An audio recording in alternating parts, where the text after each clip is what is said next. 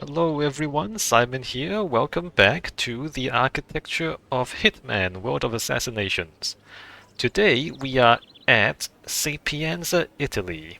So Sapienza is not a real place, but we kind of do know that it is somewhere in the northwest part of Italy, probably somewhere around Genoa. We're not really sure exactly where it is, but we do know that we are on the coast.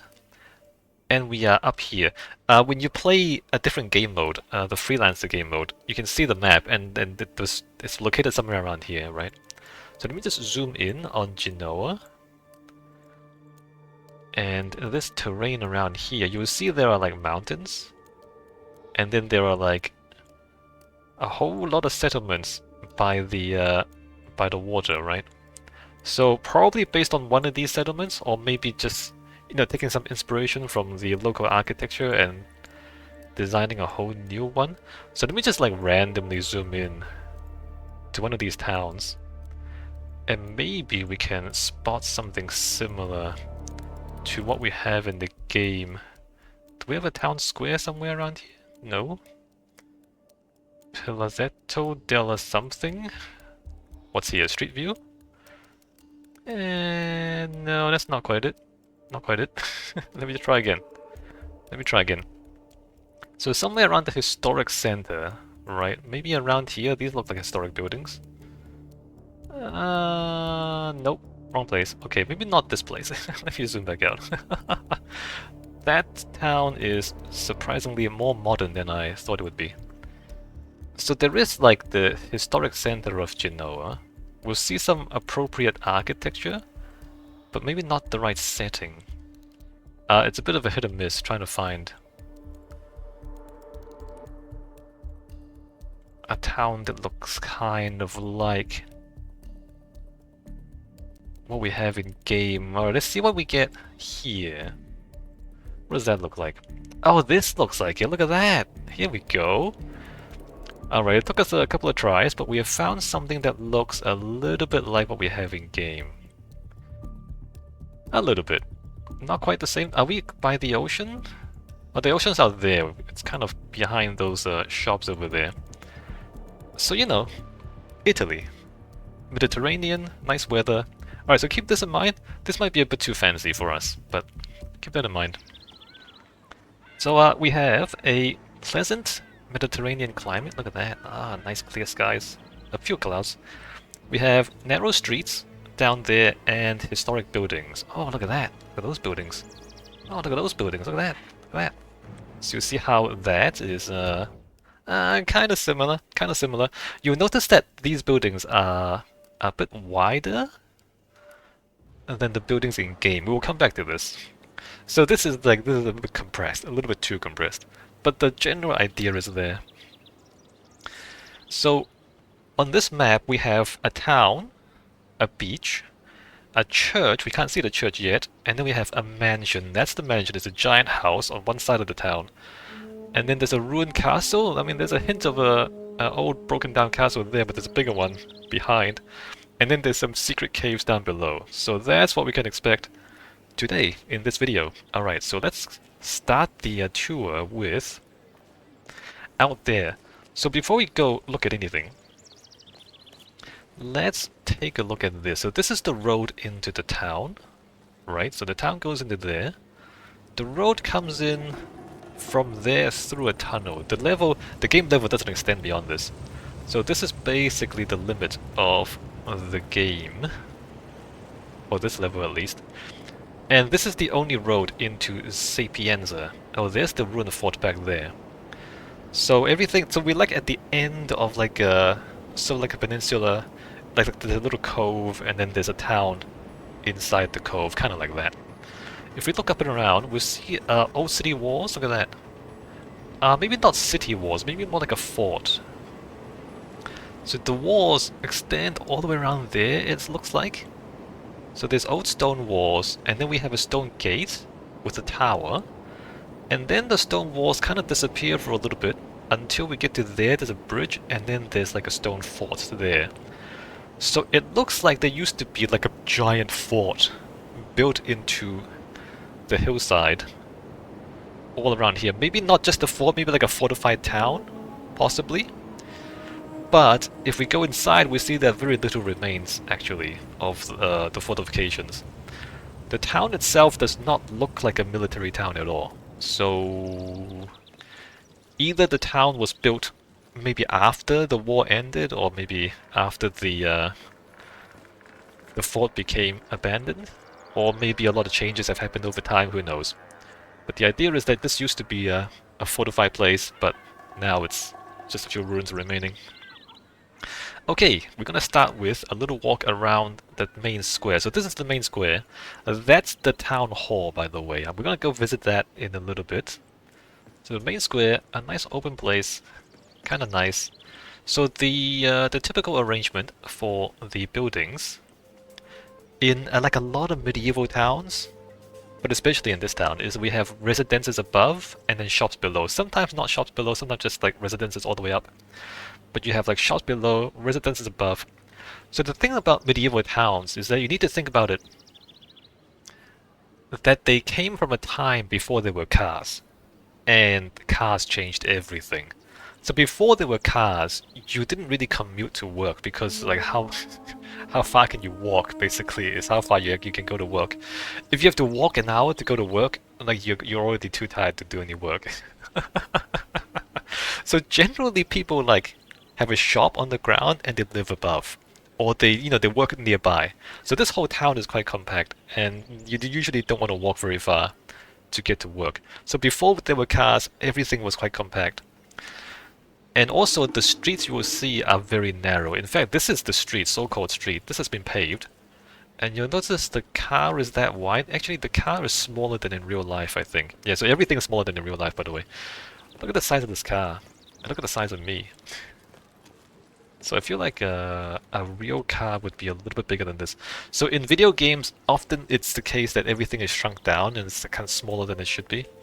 This road, even with the size of these smaller cars, this road is barely wide enough for two cars to pass each other. Barely. You might have to like get on the curb a little bit just to be safe.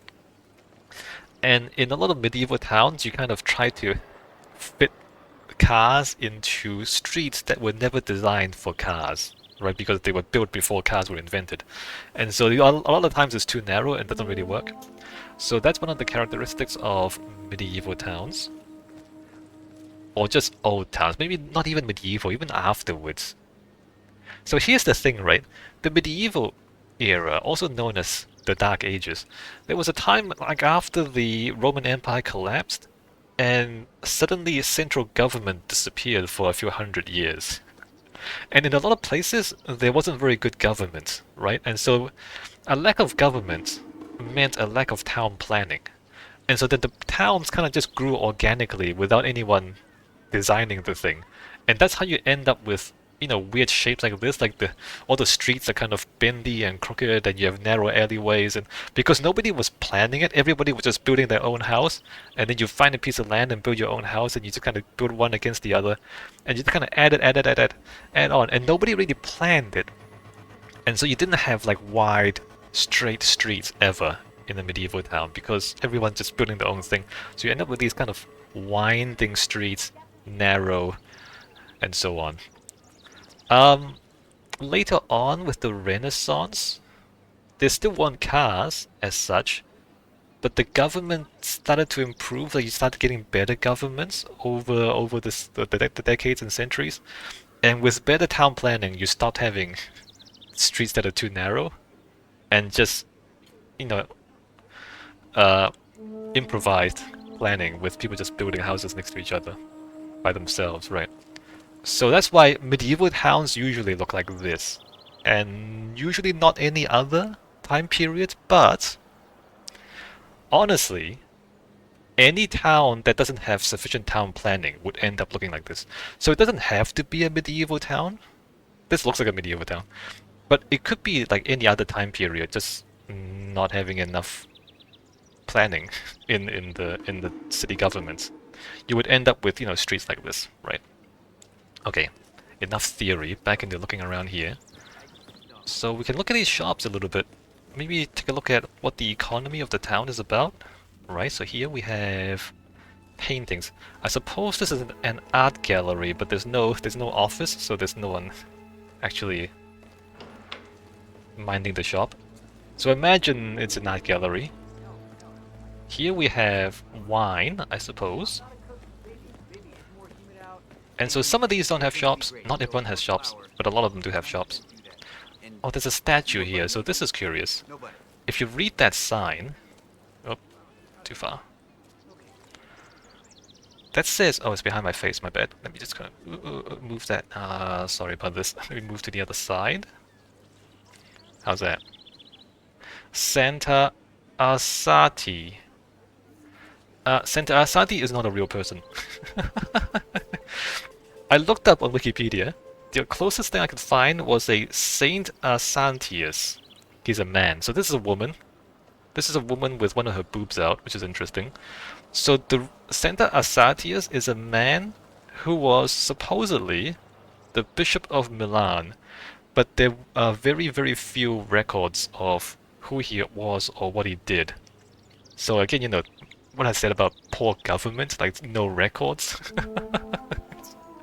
So, you know, there was a time when things weren't very well governed. So there was this person... Oh, the Saint Assantius was the Bishop of Milan. If we go back to the map... Well, maybe we don't go back to the map, because I kind of want to keep this here. So... Oops. So towards the north, maybe a little northeast of Genoa, inland is Milan.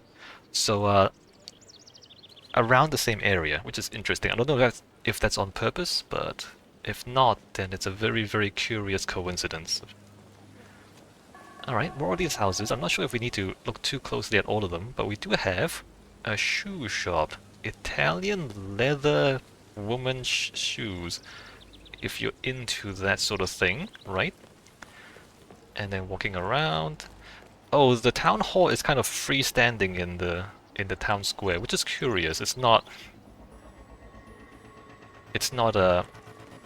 attached to any of the other houses. Coming back here, back streets. Oh, you see how the facades are slightly less well maintained in the back streets than in the front streets? That's interesting. Usually, like, the front streets would be more expensive and the back streets would be cheaper because, you know, you have better location. And so there may be, like, richer people can afford maintenance on the main streets, and then the poor people can't afford maintenance on the back streets. So that's like the economic dynamics, right? Doesn't have to happen like that, but often it happens like that. Over here we have... What is this? This shop is abandoned. Okay, well... Nobody's rented this place, but it is kind of out of the way, right? It's kind of behind the square. It's probably a poor location. Over here we have postcards and magazines. Ah, interesting. And then over here we have jewelry, right? Jewelry. And then over here we have a pottery shop or ceramics shop. Let me just walk in here. We are trespassing, so let's try not to get spotted. So we have, oh, look at that, ceramic art. Interesting, interesting, quote-unquote art. I don't know how you feel about that piece. Right. So we're looking at the economy is... What did I write down? The economy has a lot of fashion, a lot of arts and crafts. We have shoes, we have postcards. So a lot of it is like focused on tourists, rich people. Nothing practical, right? Like no machines, no machine shops, no... Not even food. So nothing practical. Everything's just like kind of luxury and frivolous. But this is a tourism town, right?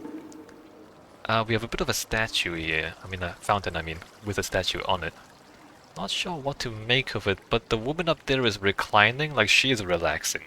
I think that pretty much sums up the whole town. The whole place is just a town for you to relax in. It is a holiday town. It's possible. I was thinking maybe like all these homes are just holiday homes and nobody actually lives here permanently. Okay, so that's the town square or the edge of it. Let's go take a look at this. So that's the town hall building, one of the fancier buildings. you'll notice that it's somewhat better ornamented and somewhat better designed than the other ones. But even the town hall, more ornamented as it is, you'll notice that it's kind of in bits and pieces, right? There's like a clock tower, that's one piece. And then there's this thing, which is another piece. This piece almost looks like this. It was like that one, and then another bit added on top. Look at that. There's like a cornice there, a cornice there, and a cornice there. A cornice is, you know, in classical architecture, it's the top of the wall. It's kind of strange that that doesn't line up with that. Like there's columns down here, but they don't extend all the way up. It's all in bits and pieces, and then of course that piece is a separate piece on its own, right? Interesting. So what happens again with like medieval architecture or any kind of architecture with not enough planning? Sometimes you would do this. Sometimes it would be like a building that is gradually added to over the course of several hundred years, or even several decades, right? You would build a town hall, and then the town would grow, and you would decide, okay, we need more offices in the town hall. So you would like add an annex or like add more offices next to it, right? And then later the town grows again, and you find more money, and you're like, oh well, we have more money, we should build something nice for the town. All right, let's build a clock tower. You know, we need a clocks.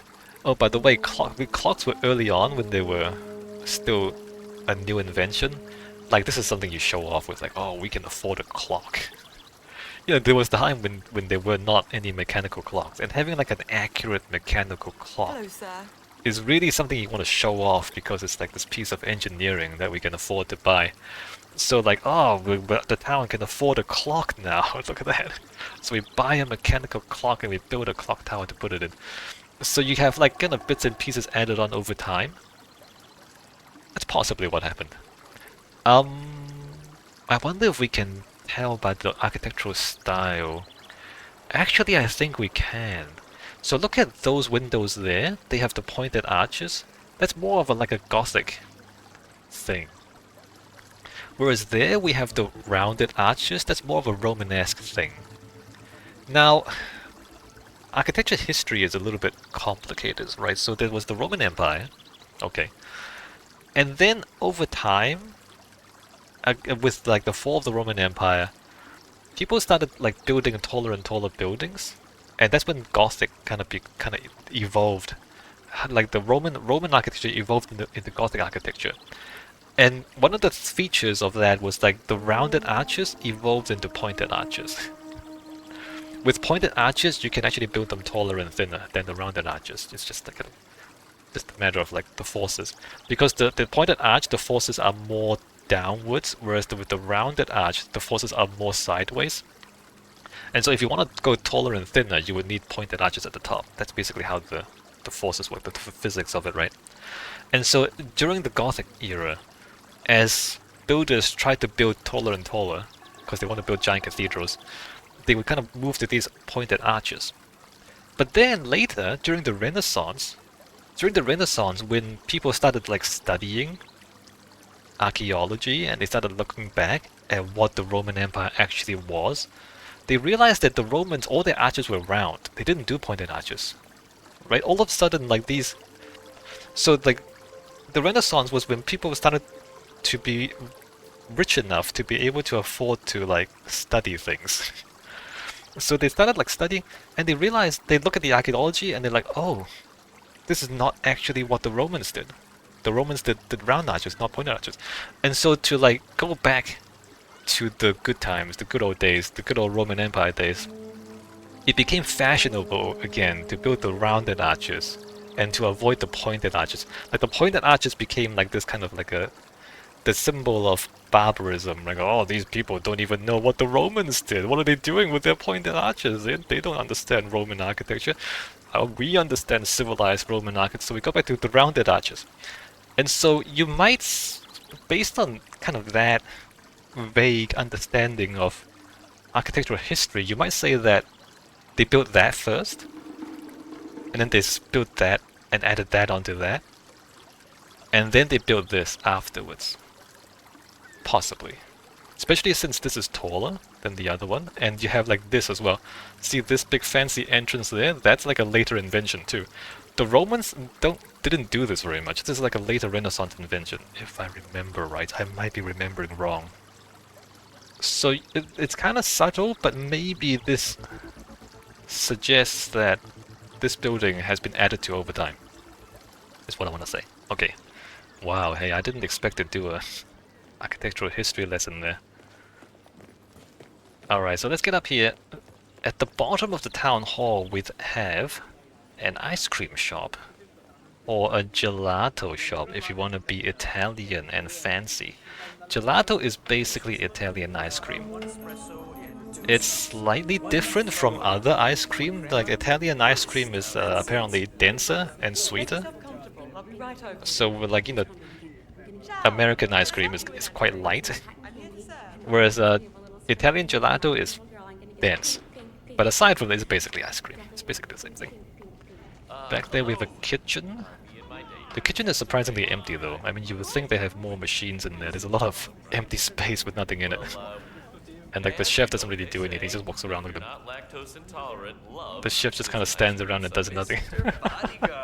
Good one. Why don't you do some business? I don't know. Aren't you gonna sell gelato?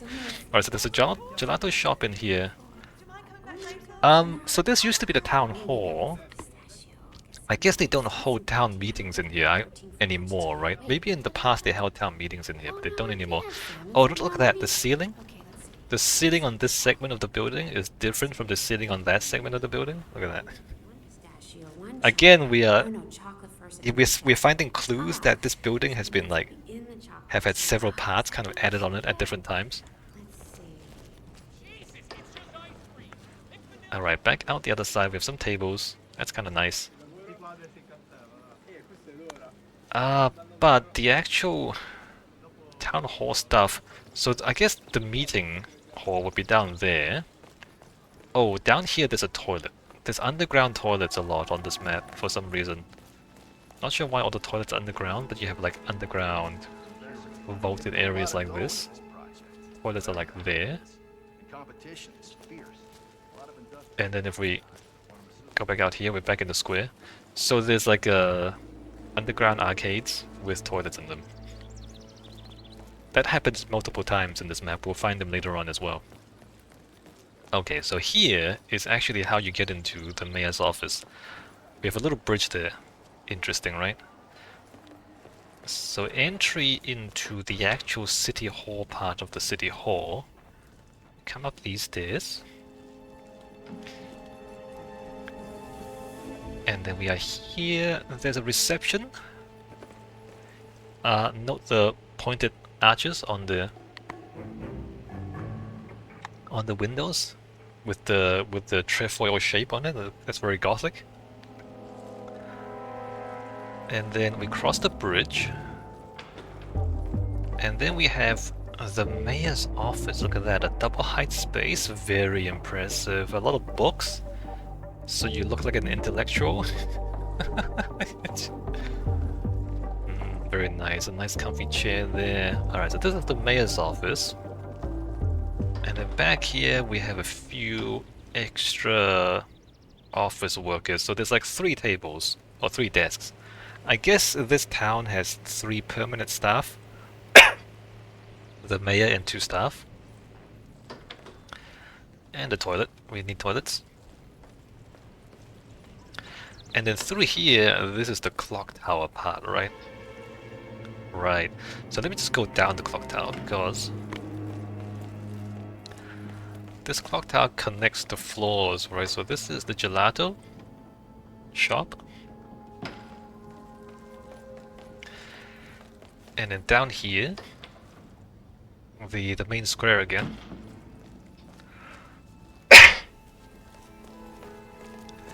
In the basement, we have fridges. Presumably the gelato shop needs a lot of fridges to keep the ice cream cold, right? Oh, fun trivia.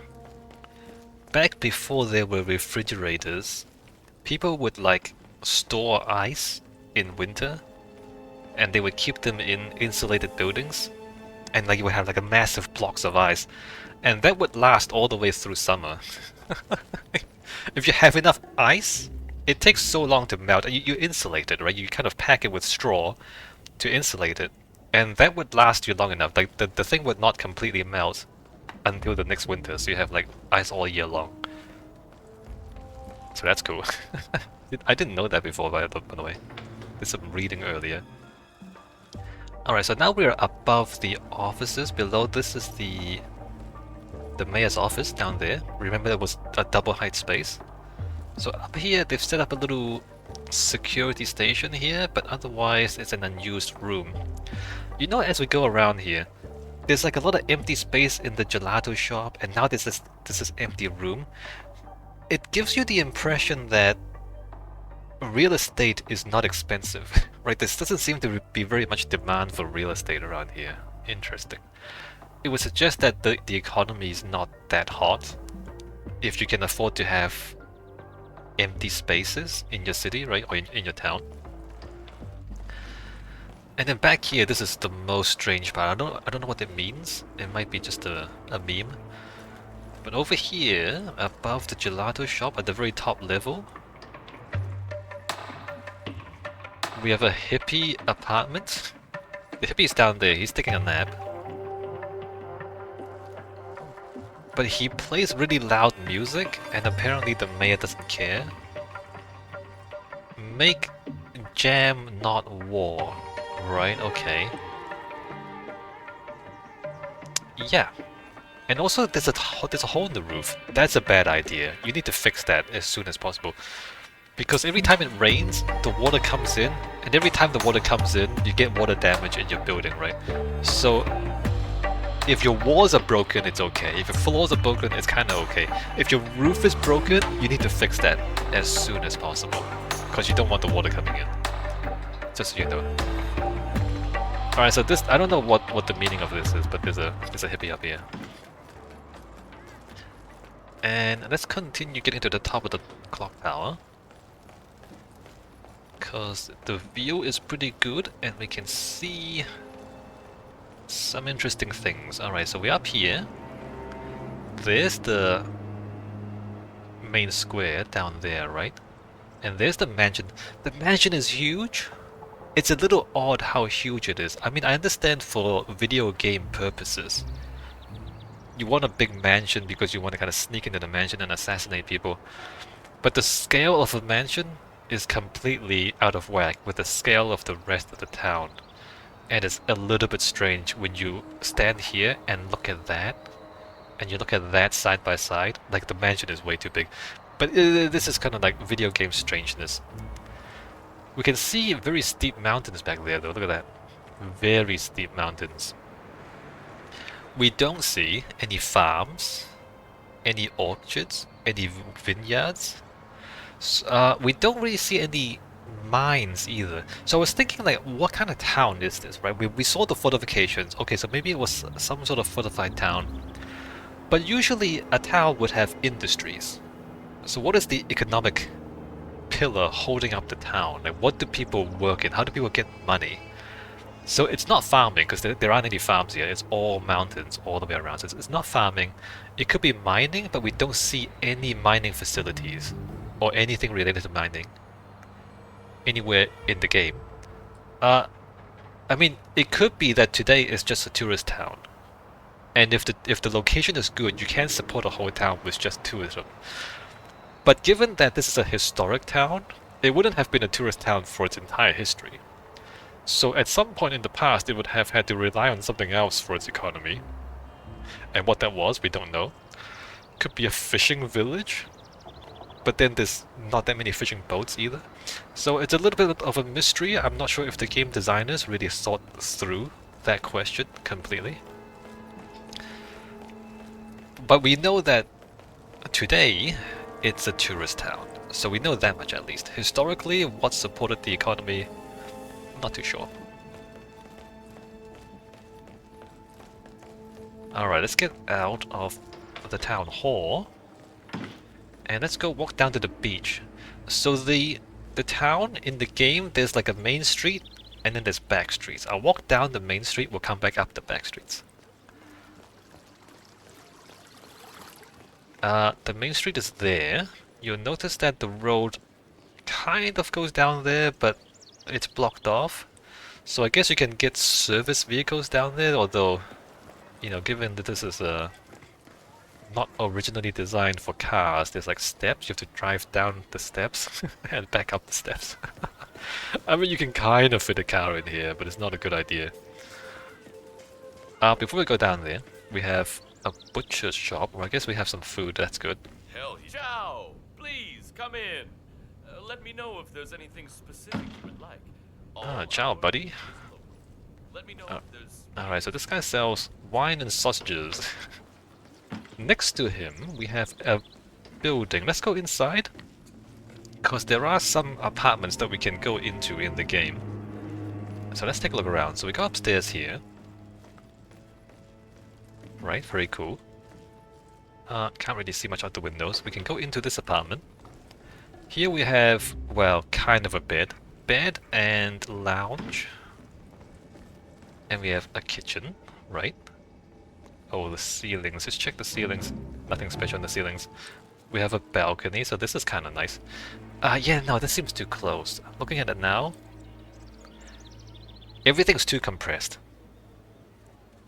compared to what you would expect in the real world. But again, you know, video games do that a lot, so... And then here we have a toilet, right? And then that's it. That's the whole apartment. It's just 3 rooms.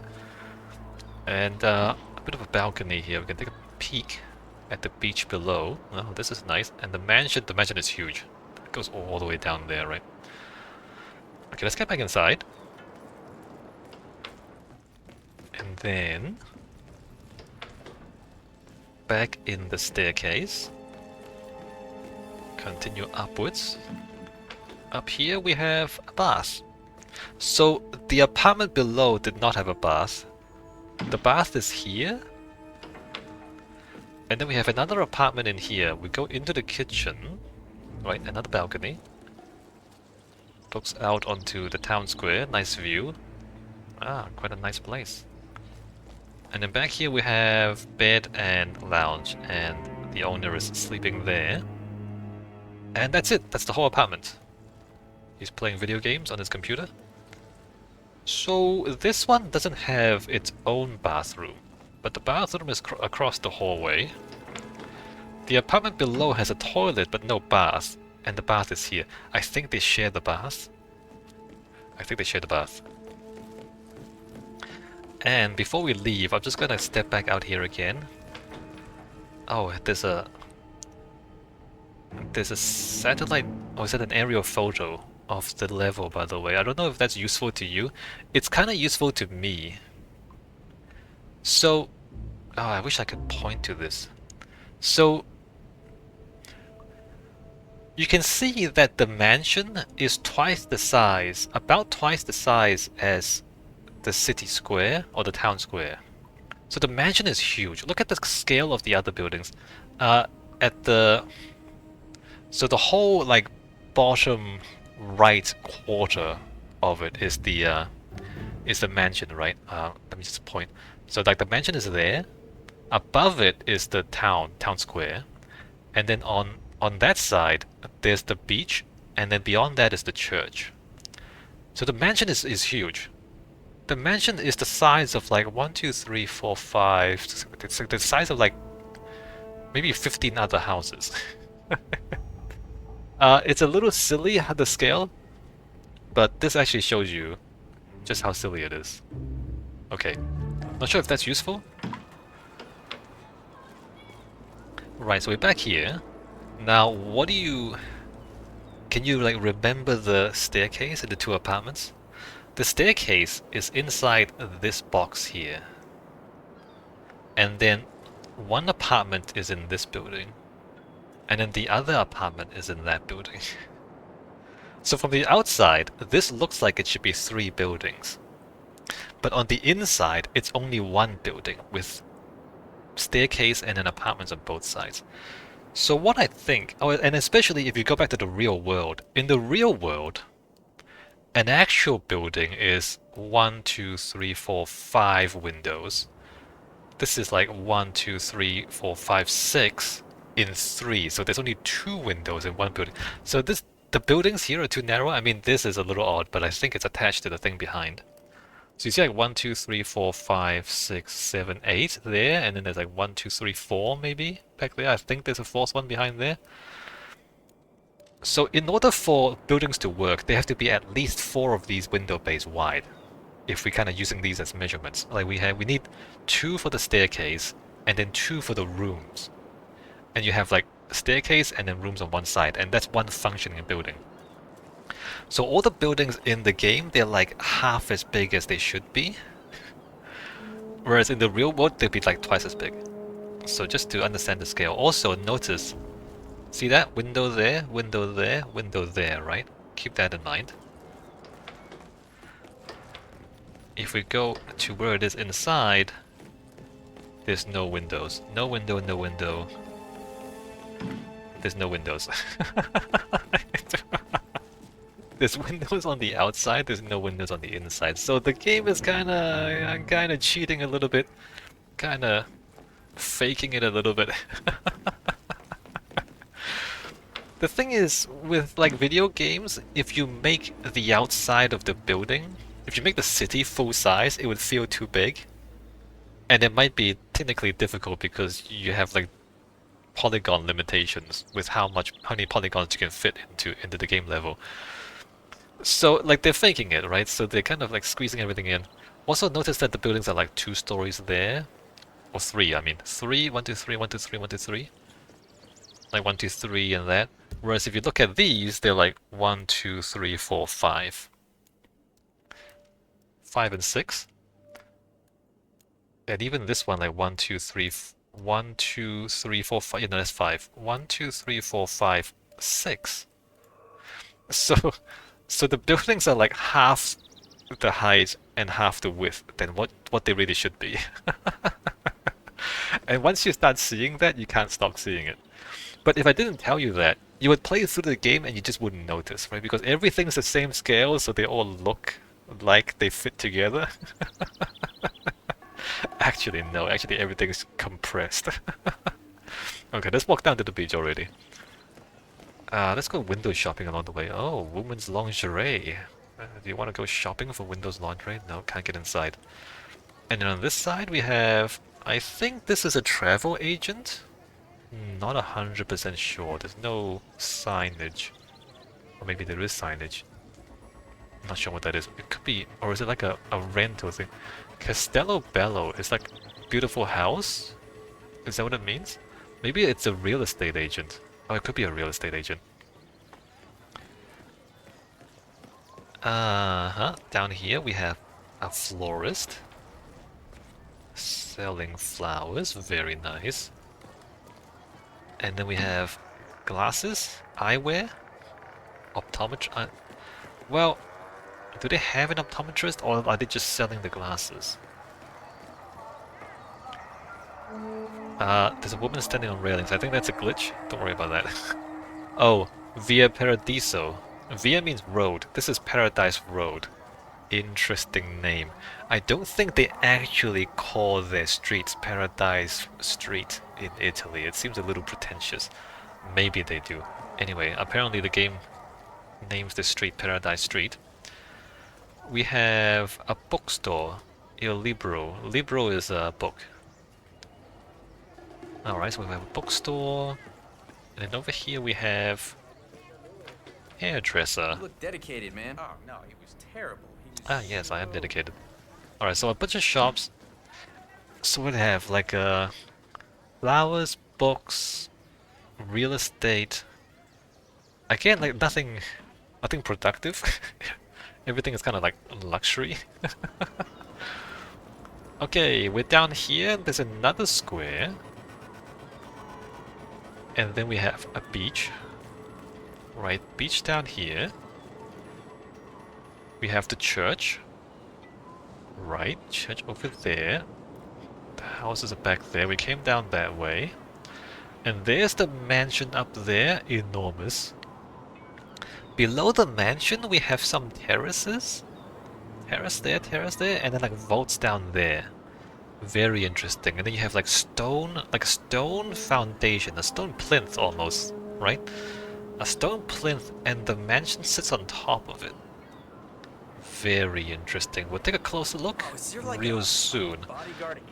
Before we do that, let's go ahead and check the inside of some of these buildings. It's more or less the same idea as before, but let me just show you. So we have a staircase, right? A staircase. And then from the staircase we have an apartment. The apartment, the same pattern, we have balcony. We have bed and lounge in one room. We have the kitchen. And we have the toilet and bath. So same pattern, it's just 3 rooms. Toilet, bath, kitchen, kind of dining, and then the sleeping in the lounge is in the same room. They do have kind of a backyard. I don't know if we want to call this a backyard. A back area, the staircase. The staircase goes to the next apartment, which is kind of interesting that they're joined like this. So here we have a much bigger kitchen, which is curious. This is more like the proper size for a kitchen, right? Although, I mean, I don't know. Depends on how expensive the real estate is. Back here we have a toilet. Oh, this is not a great idea. Usually you want at least 2 doors between the toilet and the kitchen. Because you don't want the kitchen to smell like poop. If somebody comes in here, takes a massive dump, wash their hands, please, and then they open the door and go outside, and you're cooking food, you're gonna smell poop. You don't want that to happen. So in most houses, you separate the toilet from the kitchen with another space in between at least, so you don't smell the poop in the kitchen. Something to keep in mind if you ever design your own house. If you put the kitchen right next to the toilet, you will regret it for the rest of the house existence. You don't want to do that. Alright, up here we have a bed and a kind of a lounge. Alright, so same pattern. And then out here we have balcony again. And we get a different view of the terrace. You can see the terrace there. So there's the mansion, and like there's a terrace, and then there's more walls. Stone walls. And there's the church. Okay, let's get down. Another staircase, and back down again.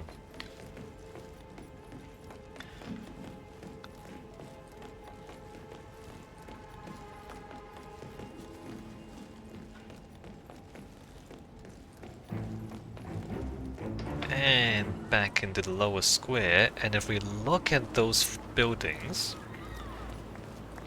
see that there? There's like 1, 2, 3, 4 buildings, but if you remember, that's a staircase, that's the apartment,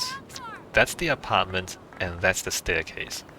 So instead of having the staircase and the apartment in one building, like a normal person would, they split them out, and so this is supposed to be 2 buildings. But in the game, they've kind of made it look like 4 buildings on the outside. Just to make the town more interesting, I guess. Alright, so down here we have a beach. It's not very big.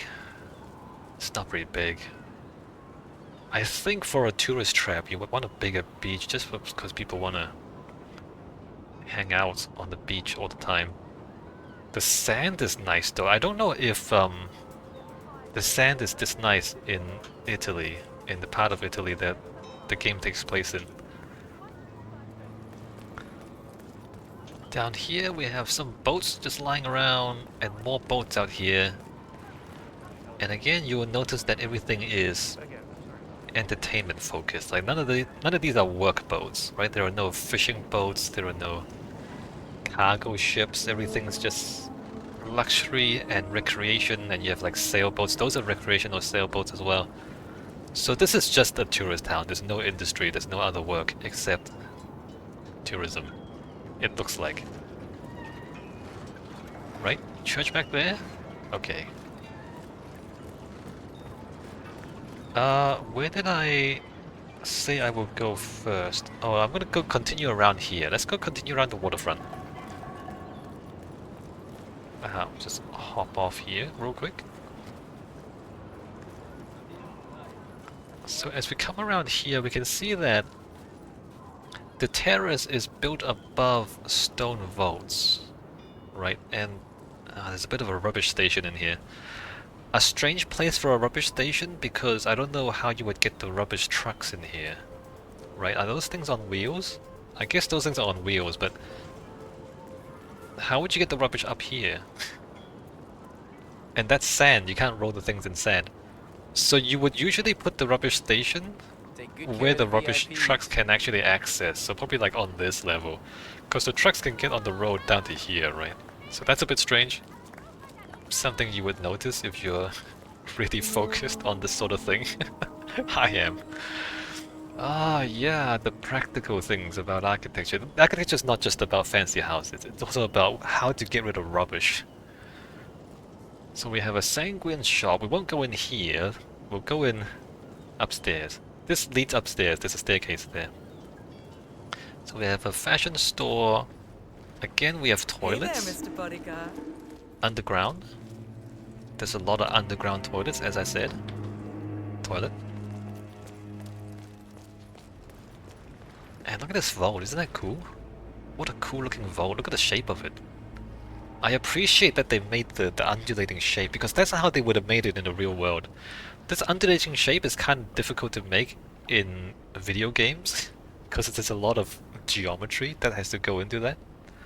I appreciate that they spent the polygons on this undulating vault. So there's more tunnels down here. I think it is implied that there are some natural caves that have been reinforced with these stone vaults. Because look at this here. This is the stone vault, and this is the rock. And they kind of like built into it, right? They built the vault into the rock. And the rock itself has a hole in it. So I think, and if we step back, and we look up there, so the rock is there, and presumably the rock is underneath there. There's a bit of rock out there. So the stone and the rock, they kind of like built into each other. Or the stone walls are built into the rock. And so these holes in the rock underneath, they're probably like pre-existing caves. They might have kind of widened the caves and then built the vaults underneath. Seems to be that way. Not 100% sure, but otherwise, I'm not sure why that would be like that. Here we have a memorial in memory of Marines or soldiers, sailors. In memory of sailors who died in war is what that says, I think. Alright, a war memorial for sailors. And then coming around, more pleasure boats. I wonder where these boats would go to. Because they're not like ocean-going boats, right? They would go somewhere nearby, but where would they go? To that island? Are there any locations that you would go to on these boats? Not sure. This place is not big enough for like a big an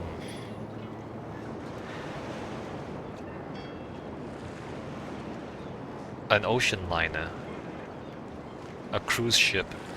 Sometimes ports like this and tourist towns like this would rely on cruise ship business, right? So the cruise ship would come in, and then all the passengers from the cruise ship would come ashore, spend some money, and sometimes these towns would rely on that for their economy. There's not really a big enough port for a cruise ship, but I guess the cruise ship can anchor out there and just kind of come in on smaller boats. That's possible. I don't know. We don't see any cruise ships here though. I keep trying to think like, what is the economic justification for this town, and there kind of isn't. I mean, yes, there's a tourism, but you know, there's a limit to how much money the tourism can pull in. And there's not that many tourists around here. So anyway, it's this kind of thing I think about.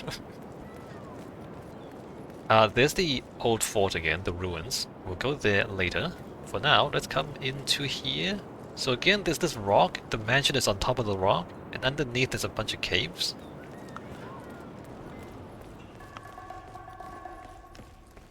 Alright, in the cave. And then down here, that's the toilet in there, but we're not going to the toilet, we're going up here to a staircase. And then up here, so there's another toilet in a vault underground. This is the sanguine shop, there's a fashion shop. So look at the shape of this, right? So we have these vaults. And then we have a terrace out here, right? Nice view. Very cool. So these vaults are built into the rock. So I've been thinking about this, like what could this be? I think this whole thing used to be a fort. The fort has been broken down. And I think this used to be like tunnels and vaults and storage underneath the fort, is what it is. And so they've taken those kind of storage areas, because you need to store like armories, you need like weapons, and you need food and things if you have a giant fort here. And they've taken these spaces and turned them into shops, I think is what this looks like. These look like underground vaults for a military installation. And the fort would have been up there, is what it looks like to me. If we come in here... Oh, I need to unlock this. Hope nobody catches me doing this. Alright, no, we're good. Alright, so we have a fashion store. But you can see how everything is kind of fit around the existing stone vaults, right? Right, you see that? You see that? Interesting. They've built a shop into the old tunnels, and this is an old tunnel and a staircase down to here, right? That goes down to the lower level.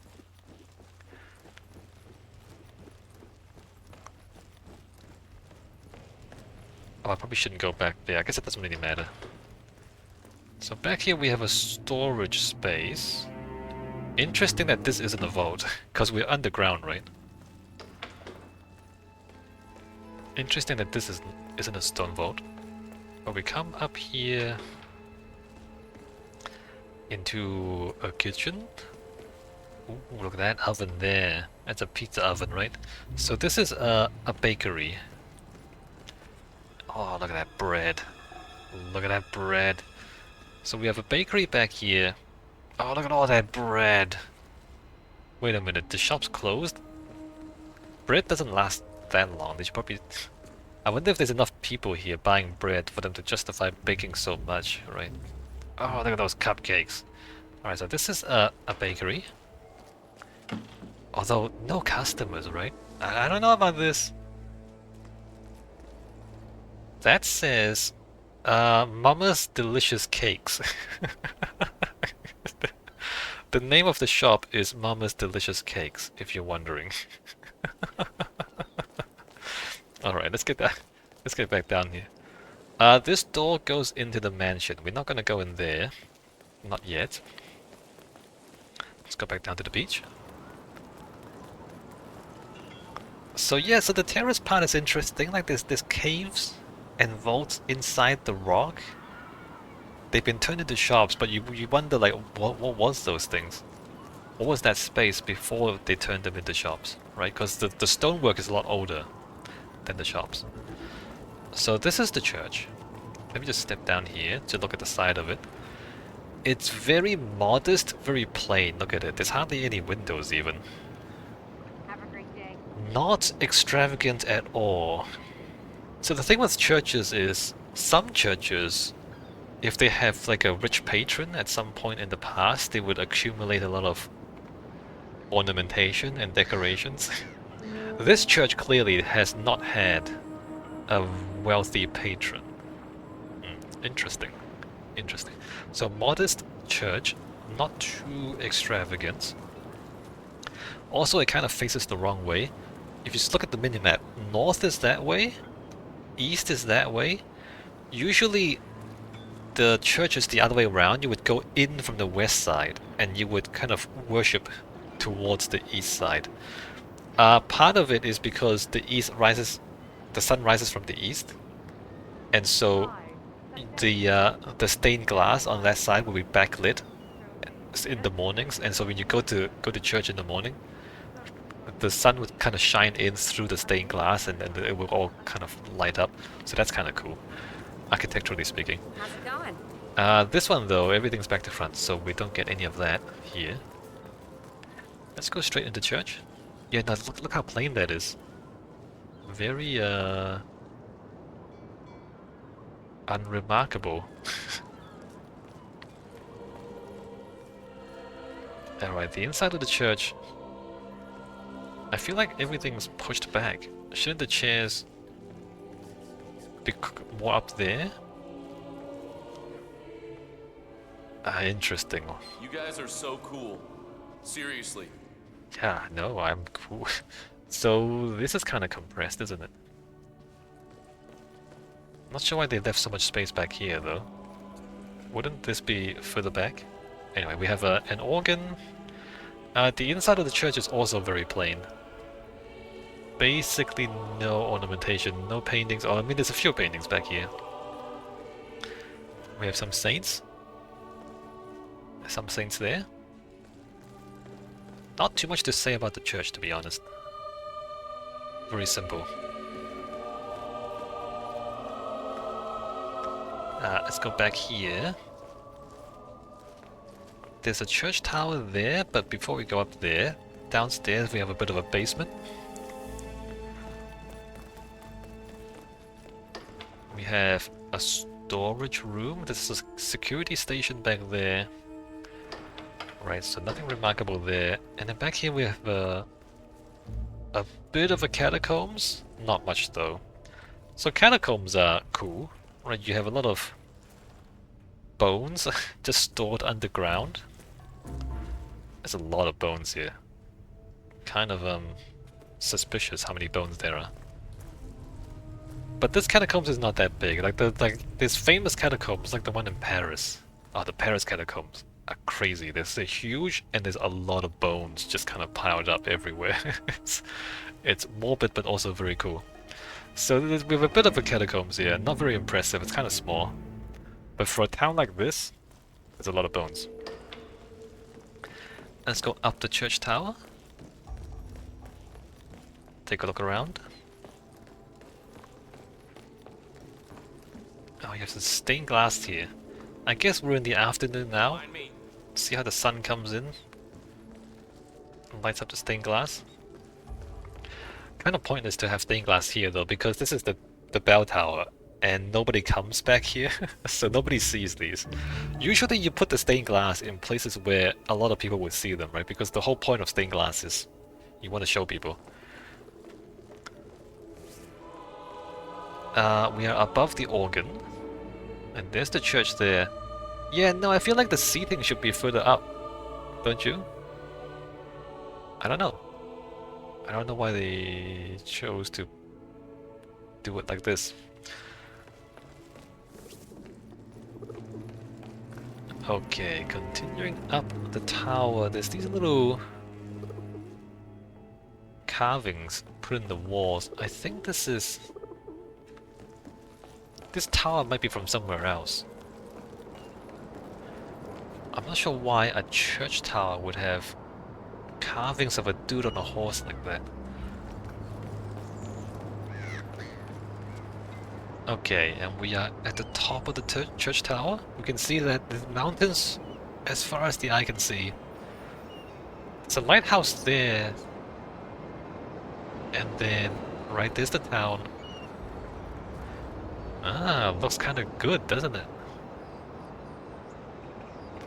Again, no sign of any industries. Forestry? No, you wouldn't do forestry on a mountain like this, right? Yeah, no, I don't know. I don't know. Aside from tourism, I don't know what this town actually does for a living. And there's the mansion. Compare the size of that with the size of that. It's completely out of scale.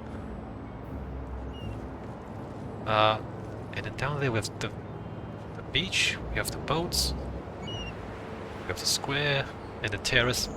So this is kind of useful. You see how there's like a terrace there, and then, well, I mean, there's like a plinth, I guess, and then there's terraces on the side.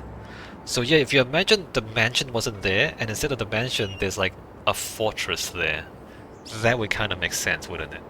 Like a giant fortress on the rock. And maybe that's how this town started out. But now all that remains of the fortress is that tower there, that little tower there, and the foundations. Right? Just imagine. Okay, let's get back down.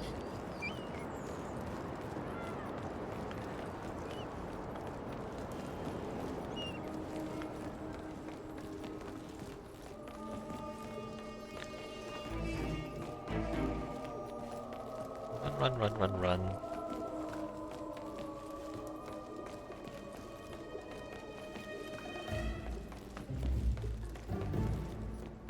If we go out the back of the church, behind the church we have a cemetery. Ah, look at that. I guess you would expect to find the cemetery behind the church, right? Although it's kind of full now, isn't it? Look at that. All the space has been used up. I wonder how they're gonna find any more space for more burials. Maybe there's like room for another couple there, but not really. Somehow they've made space for this one. Not sure if that makes sense. Maybe they just recycle the spaces. Dig the old ones back up, put them in the catacombs, and they put a new one in. Maybe. There's not too much to say back here, right? No. So there's the church again from this side. Again, very plain. Architecturally very plain.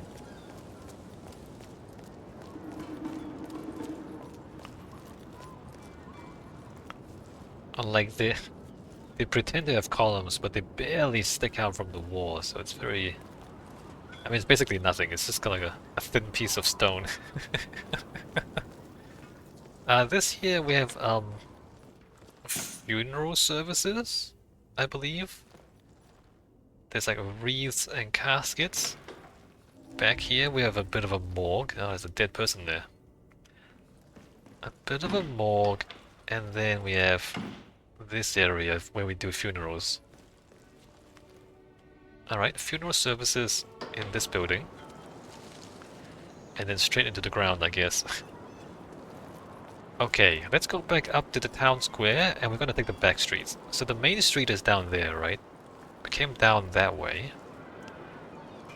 And then from here, we can go up the back streets. Oh, look at that rock. How would you fit that building into the rock like that? I'm not sure that makes any sense. Okay, back streets. Via Giulio Cesare. This is Julius Caesar Street. Again, extremely pretentious. I don't know who named these streets. Hey, Mr. Bodyguard. Julius Caesar Street. But it's a back street, so it's rather unremarkable. Fish? There's no fish here. It's an empty shop. But it was a fish shop, I guess, at some point. Alleyways. They're more or less all the same. Man, good to know. Nothing remarkable about any of this. Unless, you know, maybe you like the atmosphere. You might just like go to a medieval town in Italy and just wander around the streets because you like the atmosphere, right? Look at this. It's kind of... there's a certain kind of romance to it. Old city streets.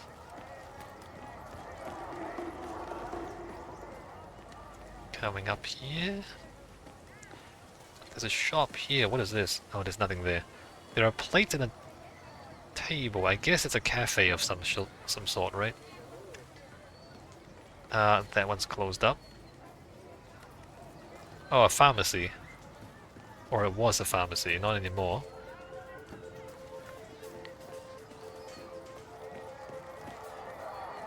Continuing to make our way back to the main square. So the back streets are unremarkable. Okay. That's the town of Sapienza. So next up we're going into the mansion. Right here. The town is dominated by the mansion. Look at the size of this place. Look at this fancy driveway. We have a fountain there, first of all. And then we have a driveway. You drive all the way around. And then you come into the entrance. And then you get off the car. And then your driver, because of course you have a chauffeur, your driver continues to drive around and go back out. Incredibly fancy. Like, you consider how packed everything else is, and then this mansion has a giant driveway. Most of the town doesn't even have roads because the streets are too narrow. And this guy has a giant roundabout in front of his house. Before we go inside the big house, there's this tower here, right? So this tower is, I guess, the remains of the old fort. And you can see like bits and pieces of the old walls. Look at this. There's old foundations of the old fort. So this is what I mean when I said earlier, how I said, you know, I think this used to be like a fort, but it's been demolished. And then the mansion has been built on top of it. Because we see the foundations of it, right? And like, you know, the wall here, the foundations of this wall. If we go up to this tower,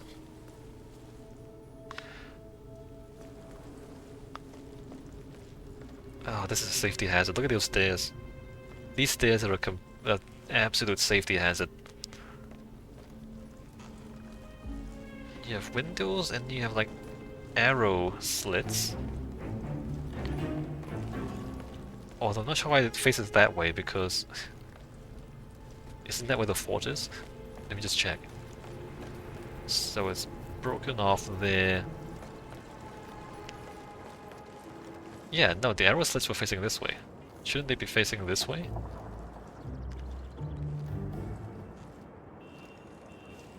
Oh, you can see the top of the wall there, interesting.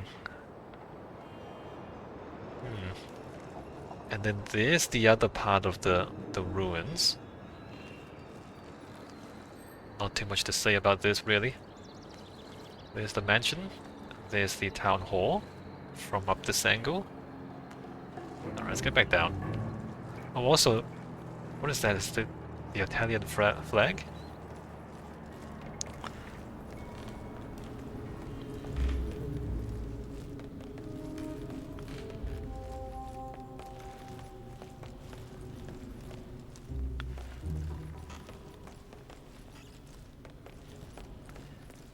Right, back out and back up.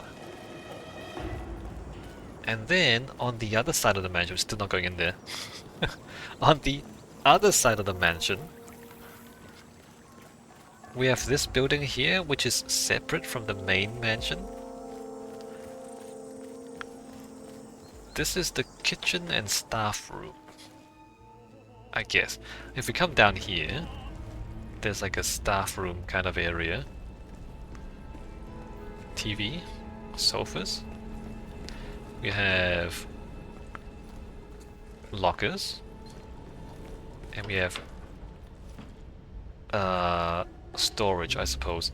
I was gonna say a toilet. Where's the toilet? Wait a minute. Hey, you guys, where's the toilet? Toilet's upstairs. Up here we have toilet. There it is. And the kitchen. With kitchen storage. Oh, sausages, look at that. A pretty big kitchen. And there's at least 3 people in here cooking away. Alright, a solid size for a kitchen.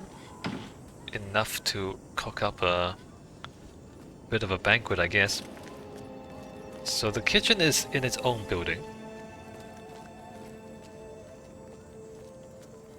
There are a number of reasons for this, by the way.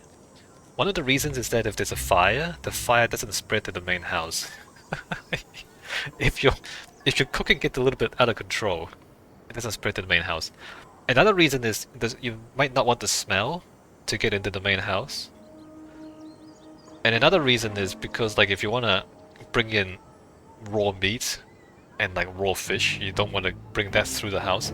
So there's a number of reasons why you might want to have the kitchen in a separate building from the main house. But it does mean that you have to bring the food into the main house.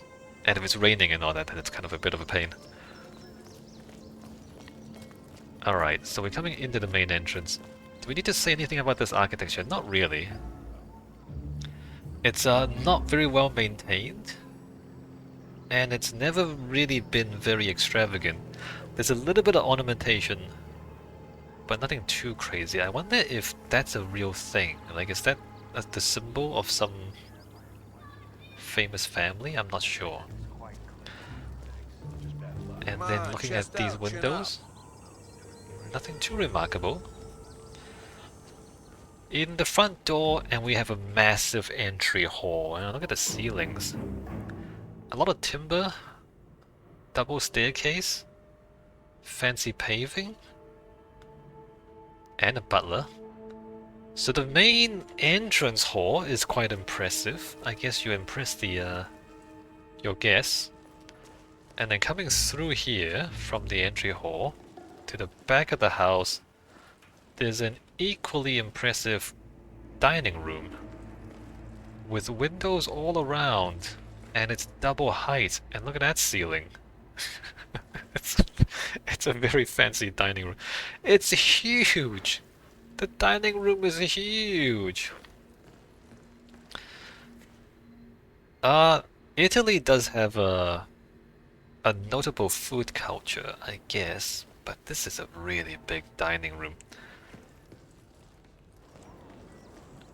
So the entrance is big and the dining room is big. I guess this is the where you entertain the guests. Because if we go into the other parts of the building, it's not nearly as fancy or as impressive or as large, right? So if we come back here and go to this side, first of all, let's go around the house. Here we have a library. Oh, this is not bad. Look at the ceiling there. So this is also quite fancy. We have books covering the walls, plus shelves, bit of a reading area. Oh, this is very nice. Oh, look at those chairs. Look at those leather chairs. They don't quite match. Mismatch chairs. Interesting. So we have a library.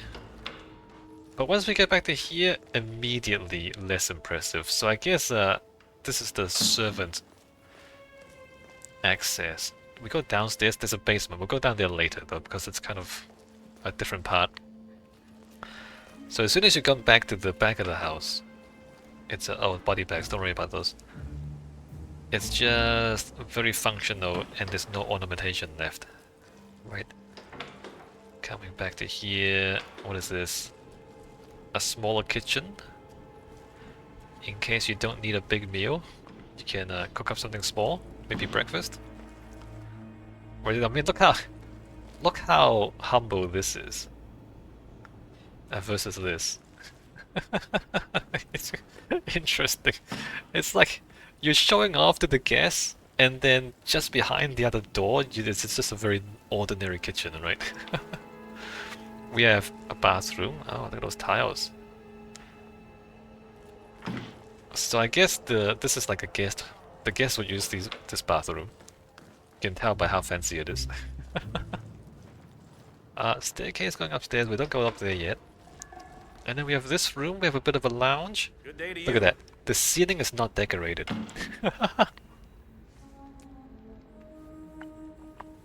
I think we can just go by whether the ceiling is decorated, and we can tell whether this is like a place to entertain guests or not. Presumably this is a private lounge. I mean, the paving is kind of cool still. Piano? Ooh, little cakes. And then a sitting area by a fireplace, very nice. So very cozy.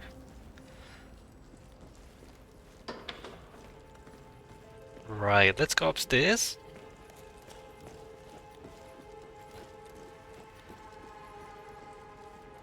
We have a hallway.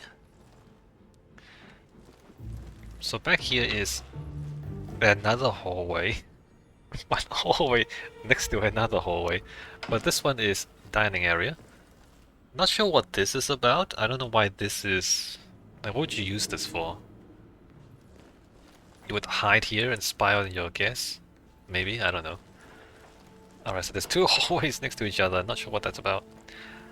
On... Where should we go? Let's go this way first. This is the staircase going down. Another hallway doesn't really go anywhere. We have an outdoor sitting area. This is kind of nice. Like that. Outdoor living area. The staircase goes up. We won't go up yet. So hallway, hallway. And then another hallway. All these hallways don't go anywhere special. The thing is, this house, there's two big double height spaces, right? So the second floor, there's no room to put anything on the second floor because there's two big double height spaces taking up all the space. Except for this corner here, where we have a bedroom and a bath and toilet. So there's an apartment there. Good hunt. Oop, don't bump into him. And then there's a bridge to another building there. We're going to there later on. So the second floor is basically just the double height spaces, a bunch of hallways that go nowhere, and then one apartment. Hey. And then we Fancy come getup. up here to this floor. Up here we have, on this side, another kind of a lounge area. There's a fireplace. There's some couches. And then there's a TV. And some couches. But everything's packed up, which is interesting. And of course the ceilings don't have any decorations. So this is like a private living area, I suppose. I feel like there's too many living areas though. I guess when you have a house this big, you don't really know what to do with all the spaces. We have a security room here.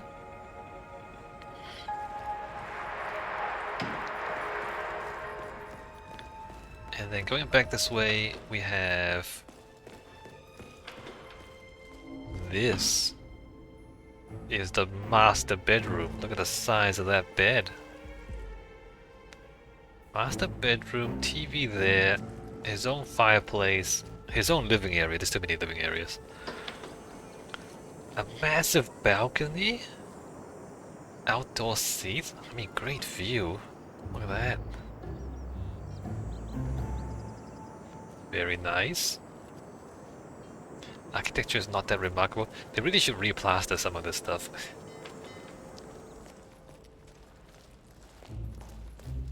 Over here we have storage.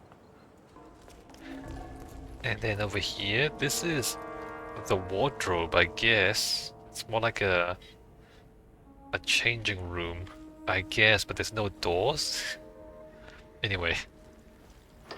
Back here we have bath and toilet. It's huge. Let's see, toilet's there, bath there, and it's just a big empty space. I don't know why it's so big.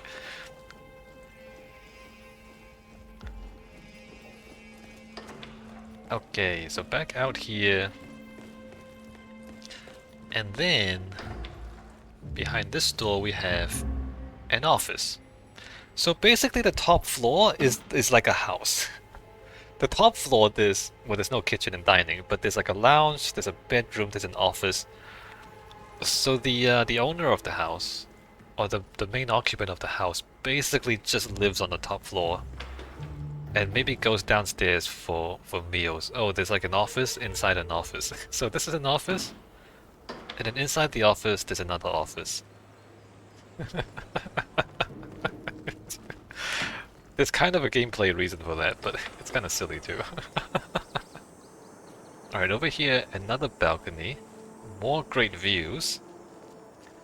This goes back to this upper lounge area, right? Balcony all round. Very nice. And then here we have a rooftop garden. That's also very nice. Look at that. That's a nice house. I wouldn't mind living in here, right? Oh, this staircase goes to the attic. Not sure if there's too much to say about the attic, except there's a bit of storage under the roof. Again, what is this about? You have to fix this. If your house looks like this, you have to fix it as soon as possible. Oh, look at that! Is that water damage? Look at the floor there. That looks like water damage, doesn't it? Yeah, no, you need to fix the roof right away if it looks like that. You cannot let it continue to be broken.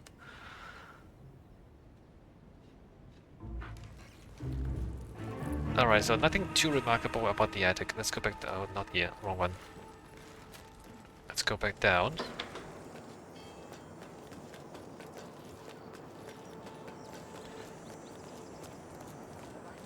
There's also maybe too many staircases. So I've mentioned this in the other level, but for gameplay purposes, because you're supposed to sneak around, you want more staircases to have more options to get around the enemies. But practically speaking, every staircase you put in a house is less room for actually useful spaces, right? Because instead of having a room you can use, you put a staircase there. Why would you put like a staircase next to a staircase next to a staircase if you can have like 2 rooms and 1 staircase? So usually you don't have too many staircases in the building. But for like there's another one here, there's a staircase here, and there's a staircase there. Like, why would you do that? Why would you do that? They're right next to each other. So like, but you know, for gameplay, this allows you to sneak around in the game, right? So why would you do that? Okay, let's go back out to the backyard. We have manicured lawn and hedges. Oh, look at that! Look at that garden. We have like 3 gardeners. You employ 3 gardeners to keep everything incredibly well trimmed. Oh, the 4 gardeners. 5 gardeners? I didn't even count earlier. There's 5 gardeners just to trim these hedges. That's why they're so clean, right? And then here we have an infinity pool. It's called an infinity pool because it looks like the water goes out and just disappears. If you're wondering how infinity pools work, I mean, I'm sure you know. If you don't know, what happens is the water flows over the edge, so it looks like the water just goes all the way. So instead of having like an outer wall, the water flows over and there's no outer wall. What I mean, there kind of is. There's no outer wall at the surface of the water. It's this fancy looking thing that rich people like to have. Okay, so this building, there's like another annex separate from the main building. The main building's there, right? And then there's like that bridge, remember that? So it's a separate building. In here, it's a little dark, but we have another apartment. We have a bed, and a chair, and like a TV, bookcases, a desk, and a toilet again. So we have another apartment. So we have the main bedroom, there was the second bedroom, and now there's a third. I guess this would be like the guest apartment, because you're separate from the main house. It's like the guest room, I guess. And in here, I don't know what to call this. There's like a... A room where research is being done, I think. Is that surveillance? I guess those are surveillance cameras. But somebody's like doing studies here. But it's not really a study, not in the traditional sense, because all of this stuff is temporary, like the shelves here, like these boards are temporary. And there's like pictures of religious depictions of hell on the walls. And then there's this thing. There's a plague doctor outfit. So there's a room of nightmares, is basically what this is. There's like a chemistry equipment. And there's modern chemistry equipment. I don't know what's going on in this room, but it's kind of scary, right? Upstairs. What would you call a room like that? I guess it's a laboratory. It is a laboratory, just not a modern laboratory, right? Upstairs we have paperwork, I guess, books and displays. Actually, what are these displays? Books? Diagrams? What is that? I don't know what this is. There's a coin.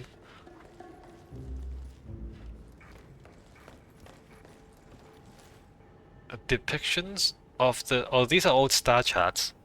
These are artistic star charts. What the hell is that? Like, it's some sort of research facility. A lot of research is being done here. Oh, those are planets? And then a globe.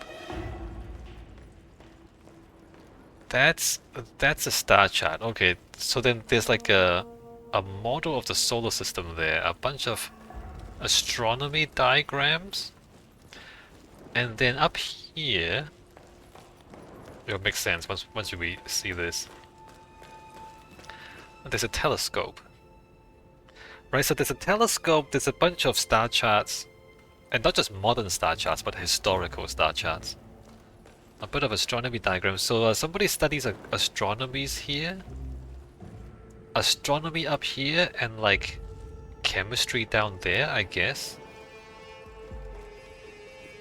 It's like the sense I'm getting is it's like a laboratory, but not a modern science laboratory. It's more like a medieval alchemy laboratory, where there's this strange mixture of science and mythology and superstition going on. Very interesting and also very creepy. Phases of the moon.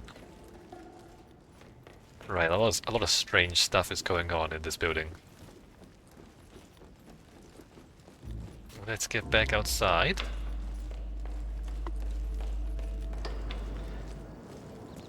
And then on the other side of the building, what is that there?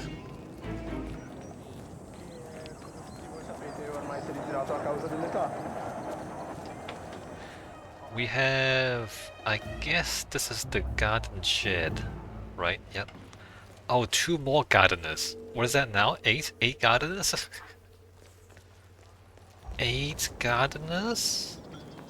Just to mow that lawn? It's very funny to me. Okay, so now we're gonna go down to the basement. So these stairs go down. Oh, look at these stairs. So we transition into this down here. And now we're in the vaults again. We have wine, I guess, and we have the vaults. So the basement is strange because the shape of the basement doesn't match the shape of the mansion. It's difficult to keep track of. Let me just go to the map so we can keep track of it. So we're in the basement here, so that's the wine barrels, and then we have like this room, that's a garage there. And then there's this stuff, there's a wine cellar there. See the shape of this? Like that, right? But the house is shaped like that.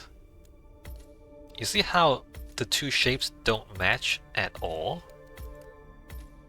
Right? They're just completely different shapes. So, what I think it's supposed to mean is, remember how I said there probably was an old fort that was demolished, and then the mansion was built on top of that? So the basement probably belonged to the old fort. And so they demolished the fort, but they left the basement. They built the mansion on top. And so they're reusing the basement. So that's why the shape of the basement doesn't match the shape of the mansion. Right, that would make sense to me. We have stairs going back up to the mansion. But it's very curious, right? We have a garage here. This goes back to the front of the house. But the basement is the vaults again, right? Remember the vaults, the same as down in the terrace. And down, like, by the beach, we had these vaults underneath the rock. It's these shapes again.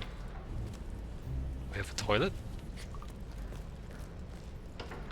We have like this. I don't know what this is supposed to be about, but there's like more tunnels down there. And these tunnels don't have anything to do with the mansion. Like they don't line up with anything in the mansion. We have more wine barrels. More wine barrels, more wine barrels. More wine barrels. That's a lot of wine barrels. And then back to here, and this goes into the kitchen building where we were before. Alright, so this is the mansion. Gone through all of that. I'm trying to figure out where I'm going. I wanna go no other way over there. Yeah, like the shape of this is so strange. It doesn't make too much sense. Okay, we're back here into this tunnel. Look at this. There's a track on the ground, but it stops here.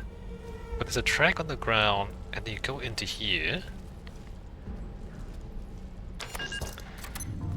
Oh, this is strange. Look at that. Suddenly there's diagonals. We didn't have any diagonals upstairs. Suddenly there's a cave going diagonally downstairs into caves.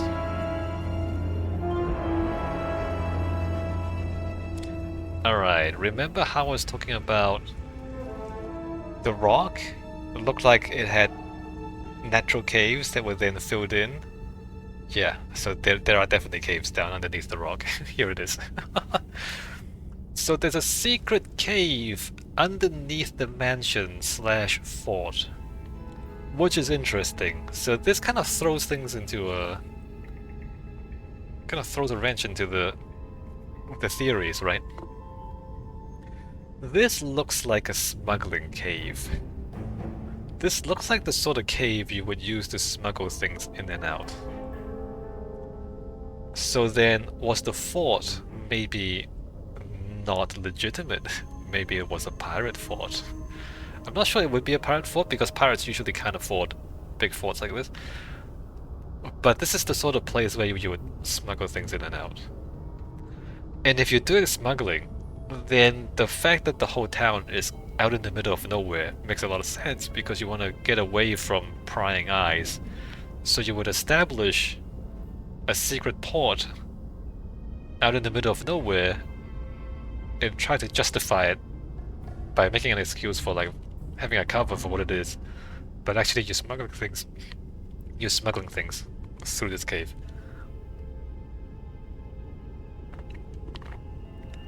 So that's a theory. I'm not sure if that's what's intended. You see that the tracks continue into the cave. They're broken here though, so they're not used anymore. But the fact that they've built tracks for carts means that they move a lot of stuff back and forth. Like you wouldn't build this if you don't move a lot of cargo. So a lot of cargo is moved through this cave, right? That's what it means. And that's why I say, well, maybe it's a smuggler's cave. Because why else would you do this? Like if you're doing legitimate cargo transfer, you wouldn't need to hide it in a cave, right?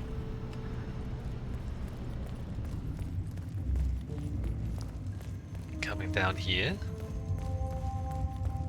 A bunch of natural caves. So here's the main space down here.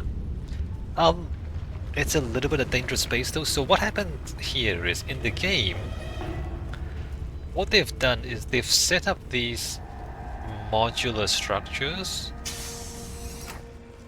and they've set up a biolab down here. Yeah, it's a biolab. A biolab where they study deadly viruses. Now, you know, conceptually it's kind of cool. You have like a hidden virus lab inside a secret cave underneath a picturesque Italian town. Oh, that's kind of cool. Realistically though, don't do this. I mean, first of all, don't be doing secret research on deadly viruses. But if you are gonna do secret research on deadly viruses, probably don't put it in a cave like this. There are a number of problems with this cave. The water is right there, right? I don't know if it's high tide or not. But there's a flooding risk. Like if there's a really high tide and then there's a storm, the water's gonna come in. And you don't want water flooding your deadly virus research. So that's one problem. The other problem is the cave. You see the stalactites? Stalactites means that this is limestone. And as the water seeps through the limestone, it drips down and it creates the stalactites. But the fact that the water is seeping through the limestone means that the limestone is constantly melting away. So this is not exactly stable. Like, it's not exactly geologically stable. And in fact, one of the game mechanics is you can shoot these and they fall down. And you can use that to kill people in the game. Now, if you can do that in the game, if things fall from the roof, you don't want to put deadly viruses in an environment where the roof is falling down all the time. It's a bad place to do deadly virus research, you guys, because it's just not stable. It's not geologically stable. It's not hydraulically stable, like the water comes in, the cave falls down. You don't want to put anything dangerous in here, and a deadly virus research lab is not something you want to put in. Like, maybe if you reinforce the ceiling. Remember, like outside, underneath the fort, they've taken the natural caves and they've built like stone vaults in there. Like, if you built vaults in here, reinforced concrete vaults to hold up the ceiling to make sure it doesn't fall down on you, okay, maybe that's a bit safer. But the fact that it's just like bare rock with stalactites falling down, it's a terrible, terrible idea. So in terms of like storytelling, oh, it's a cool story, wow, hey, secret lab. Realistically though, you really don't want to do this. This is a really bad idea. Alright, is there anything to say architecturally about any of this stuff? Not really. There's a whole lot of temporary shelves, and there's a few temporary structures. Oh, these things. I think these are like modular labs, and I guess the only way to bring them in is by boat. I guess they brought them in by boat. But then, I mean, even if you bring them in by boat, how do you move them into position? You don't have any cranes, because there's, you know, there's no space for cranes. I guess you put them on wheels and you have to like push them into position, I guess. It's a little bit of a mystery how you move these modules into place. We have a lot of shelves down here, a lot of storage. I mean, the cave is not that big. You would have to move, you have to take a lot of trips to move all this stuff in and out of here. But I mean, a secret cave would be... I mean, in some ways, it makes sense. If you have a secret lab, you need a secret cave to kind of hide the things. But yeah, no, it's not. There are other problems. Let's go inside. So we have laboratory equipment. Not too much to say. It's a lab. I mean, there's not too much to say architecturally. Oh, like circular hallways? These are cool. Is that necessary, or is that just like for aesthetics? I mean, there's this tube here. I mean, it looks like a virus lab. I don't know if it's entirely necessary though to have like a tube like this. Alright, and then we have sterilization. And then we have the actual lab where the deadly virus is. There's a lot of ventilation, right? So when you work with hazardous materials, usually you want a lot of ventilation, because if anything goes wrong, you need to like cycle the air really quickly. Like if you accidentally release something dangerous into the atmosphere, you need to cycle that out really fast. So like a hazardous materials lab will have a lot of ventilation. And also a lot of light, probably more lights than this in fact. Because your ability to see accurately is affected by the amount of light you have. And so when you're like working with these, so if you go to electronics factories, there's a lot of light, but it's really bright because you're working on like little small electronic components. A lot of lights. In sewing factories, usually you also want a lot of lights because you don't want to make any mistakes. And especially for things like laboratories, a lot of light so you don't make mistakes, or you make fewer mistakes. Like you did studies about this. You can like measure how many mistakes a person is likely statistically likely to make, given how much light they can use to see things by. Alright, so I don't think we need to spend too much time in these caves because it's basically just caves and boxes. And oh, I'm lost. It's too dark. Where am I going? Lost. Where am I going? Caves and boxes. Oh, here's the ventilation machine back here. Look at that. Look at the size of this thing. Where did they get the power from? Where do they get the power from? They have generators, but I don't think the generators are enough to power all of this. Yeah, no, where do they get the power from? Who knows? Alright, so there's the secret cave. There's one more place we need to go to. I'm just trying to remember how many more places there are. So there's the ruined fortress over there. We can go from down here. So remember the mansion is back there, and then there was the garden, and then there's this bridge, and then the ruined fortress up there, right?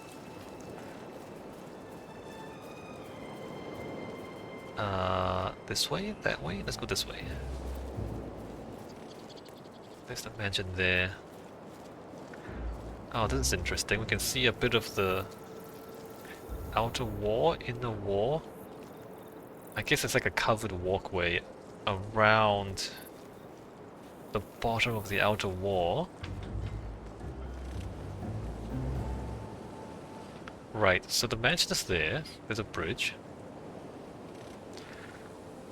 Not much is left of this fort, so it's not entirely clear what this is or what it used to look like. There are holes in here. I think the giant holes imply that there has been a battle and the fort was destroyed in the battle. Right, it looks like it was subjected to cannon fire. Come up the staircase. There are still cannons in place. Not very big though. These would not have very good range. So we have the remains of maybe a fortress. It's hard to see what this used to be.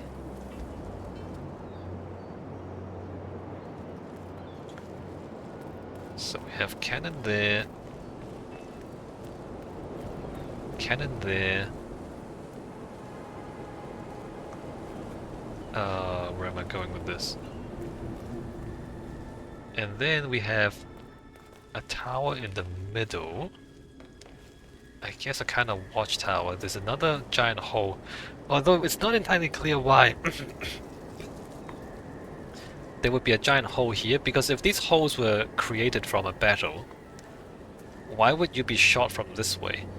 I'm assuming that this fort and the main fort is part of the same structure.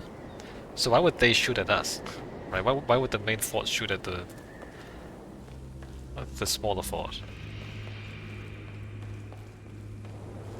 Right? So this makes more sense. Imagine if we got hit.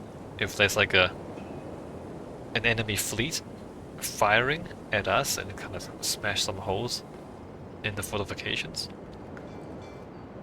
Alright, so at the top of the tower, looks like this. Maybe there used to be more stuff up there, but we can't see anything now. Huh, alright. So there's a tower and there's a few cannons. So I think basically this is like an outworks for the main fortress. And it's not really expected to survive an onslaught. So it's like you have outworks to delay the enemy. So the enemy comes in and the outworks is further forward and you start firing at the enemy. And then as the enemy work their way through the outworks, you kind of retreat back into the main fort. That's usually what outworks are for in fortresses, right? So then like as you become overwhelmed, so it's basically you're wearing down the enemy, and the point is not to defeat them, it's to kind of like wear them down. And then as you get worn down yourself, you kind of retreat over the bridge back into the main fortifications. This is a bit strange. It's pointed inwards, this cannon. Why would you point the cannon inwards? Because you're supposed to point them out at the enemy. Not sure what that's about. And that's pretty much the whole fort. I don't think there's too much else we need to see. I guess we come back to this other staircase. So there was an inner staircase, and then there's an outer staircase. Oh, look how steep that is. And we have remnants of walls, but it's not entirely clear what the shape of the fort used to be.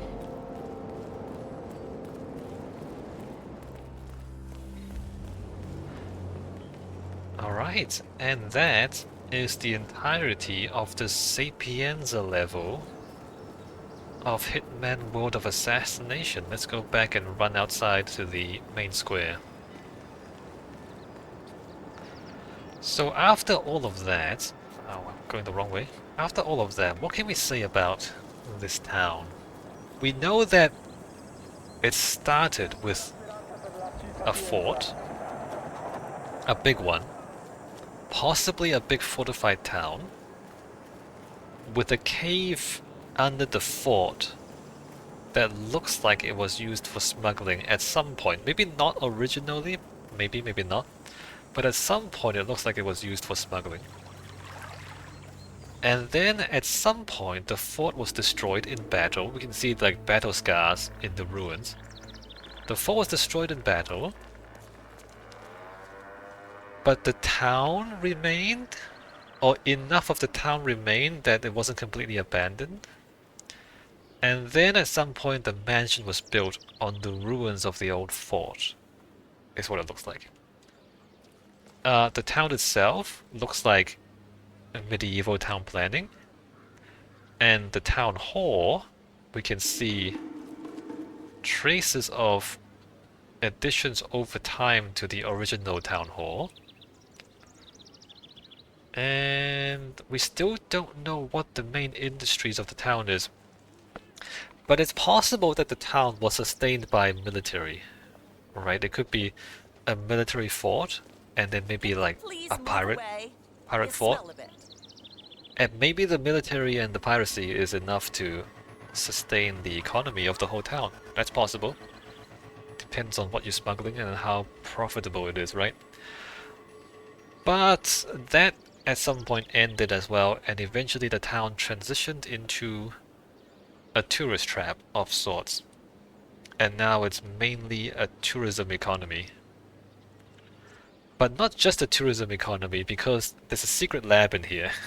So the old smuggling stuff has evolved into a secret lab, and presumably all the lab staff would need lunch and dinner and housing, and so they would live in the town.